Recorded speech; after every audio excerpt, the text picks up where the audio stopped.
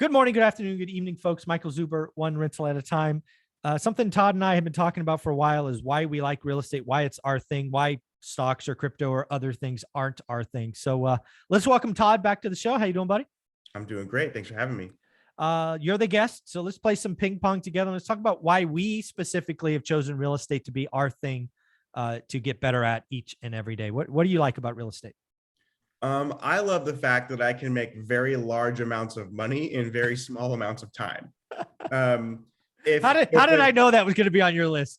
Hey, man, you got to love it. I mean, if you think about it this way, take any job. I don't care if it's a nurse, a firefighter, an accountant, whatever. What you're actually doing is you're trading your time for money. That's what a job is. You trade time for money. And so it makes sense to trade small amounts of time or no amounts of time for much larger amounts of money. And I had a deal. I'm actually very excited to tell you about this, and I'll keep it brief, but I had a wholesale deal go through for me to find the buyer, or excuse me, find the seller and the property and find the buyer who wanted it, put the deal together, write up the contracts, go to title and escrow. It took me exactly 47 hours.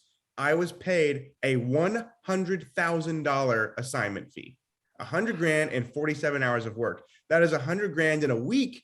And there are jobs that I don't qualify for that pay 30 grand a year because I don't have a bachelor's degree. And yet doing my own stuff, I can make 100 grand a week. Yeah. So I want to just put a finer point on that, right? You have invested years getting to the point where you could do this in 40. It's kind of like the plumber that charges you $300 to, fix a leak or whatever, right? Yes. So it's not like you rolled out of bed and stumbled on six figures. You have a long track record. But again, this deal, this opportunity, 6 figures, 47 hours. I love the fact it was exactly 47 hours. I think that's awesome. Yes. So the number one thing I love about real estate investing, and this is after I got smashed in the stock market, is it's inefficient. It's inefficient, right?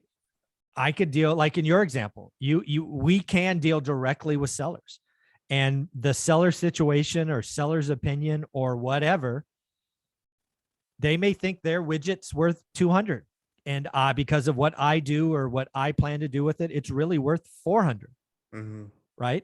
And oh, by the way, if you can lock it up at 200 and you find somebody that'll split the difference and pay 3, in your example, you get paid. I love the fact that real estate's inefficient. I deal with specific sellers. I don't have to say yes to every deal, right? When you buy Apple stock, do you get to pick which shares you buy? No.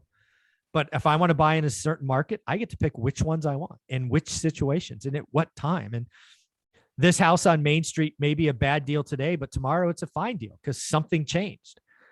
Real estate investing is really an information game. The more you look, the more you hone your skills. Back to your 100K example, it took a long time for you to get to this point and see it and create, right? You see it in your mind's eye before it happens. To build that up takes time, but you are justly rewarded for that investment. So the biggest thing I love about real estate investing after 22 years is it's inefficient. Yeah. I will say the next thing that I love is the insane tax advantages. Yeah. Yeah. I mean, it's just, I honestly don't even think it's fair, but I'm in it. So the reason for and most of the people who listen to you already know these terms, but depreciation, right? I can't think of any other scenario where legally on paper, you can depreciate the property saying it's going down in value for tax purposes at the same time where it's actually appreciating and going up in value. Yeah. It's just crazy. And because you have a depreciation schedule, a lot of the cash flow that you can make from rental properties is untaxed. I was making $40,000 a month in rental income, paying taxes on none of it because I had enough depreciation. And of course, you can also deduct the interest, which your tenants pay anyway. So I just think the thing about real estate is I think any idiot can use it and build wealth. Yeah. Where you actually have to know some stuff for other asset classes.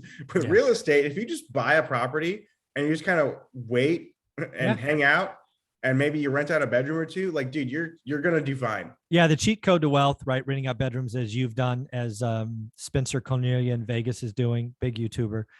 It just is, right? If you can live for free and get on the property ladder and own assets, house hacking is the way to go. I mean, maybe it was around when I was your age. I certainly didn't hear about it, right? It wasn't a thing. It's amazing. So my next one is kind of I guess I'll put two together. I actually have a shirt that says, and I'm looking at it right now, I use inflation to get rich. Mm-hmm. I had this shirt created before inflation was at 5, 6, 7, 8%. And the reason that works is because I only buy with 30-year debt. So my debt changes, and I've known for, all of my adult life that the dollar is depreciating, right? Purchasing power, whatever you want to call it. Inflation is real. It just happens to be hyper real today. So for example, I told people on my channel, I don't know, I guess it was 6 or 9 months ago, I was taking out capital at sub 4%. Inflation today is at 8. So I have that money at negative 4%, right? So again, inflation can make you rich. My debt stays fixed. I don't want adjustable rate mortgages. I got my apartments, multifamily, on 30-year fixed rate debt, thanks to a non-QM lender. So again, 30-year debt combined with inflation, just amazing, just amazing. Yeah, and I'll sort of piggyback off that and say leverage. If you have 200 grand, it means you can buy 200 grand worth of stock, or you can buy $1 million worth of real estate. Yeah. Because you put up a down payment anywhere, well, I mean, you can put it 5% down too, depending on, we don't have to get into all of that, but like, you get it. You can take a small amount of money and you can get a loan for the rest, and other people pay off the loan. Like, it's just ridiculous. You can borrow money cheaply. Your tenants pay off the loan. The property goes up in value. You get the tax benefits. Real estate is the closest thing to magic I've ever seen. Yeah. And again, the other thing people need to realize is the bank takes the risks, the interest rate risk, and you get all the appreciation. It's not like you get a 5%, like you put 5% down 90 in the 95% loan. The bank doesn't get 95% of the equity, right? You get all the equity with 5% down. It's just amazing. The other thing I want to talk about is in times of recessions or bear markets or negative cycles, which we are heading into, the good investors realize it's not all about price, right? A lot of these videos talk about crash. I don't really care about price too much because, again, I already told you I'm holding for 30 years. I want terms. Terms are where it gets really amazing, right? You can get seller carries, first or seconds. You can get low interest rate. You can get balloon payment. You could delay payments. I took over a deal one time years ago where I didn't have payments for 2 years because it was such a heavy fixer. It's just amazing things you could do. And again, I have overpaid on properties and gotten ridiculous, like 1% interest. So in an environment where I couldn't get debt below 7, if I can get a seller at 1, I win, right? Absolutely. So again, it's yes, in a crisis or environment or crash or whatever, or slowdown, prices may come down, right? You might be able to get a small discount. I don't really care about the discount. I want terms. And yeah, real estate gives price and terms. Absolutely. You got one more? Yeah. Okay. So very last thing I will say that I love about real estate is that it's a real tangible asset. You can go look at it and you can make sure that it's, there and active. And I think too, it serves a functional purpose, right? So I don't understand why anyone would spend 400 grand on a Bored Ape, which is a picture of a monkey. I just don't get it, right? I don't get it. I might be wrong, but I at least real estate is something I can understand, right? I can understand, okay, this brick and stone and wood, you put it together, it creates a home that is worth 400,000 because somebody can live in it and pay you rent. And it just makes sense to me, right? Yeah. I love that it's a real tangible asset that I can go feel and touch and really get a firm grasp on why it's worth what it's worth. Yeah. So I'll run through the last 3 that I have just very quickly as we wrap this one up. First, for me, I don't know about you, but I'm an emotional stock trader, right? I get my emotions. I buy at the wrong time. I sell at the wrong time. I'm a horrible stock market investor. Real estate, slow to sell. It's not like I have one bad day, one tenant not pay. I can sell it and just be gone.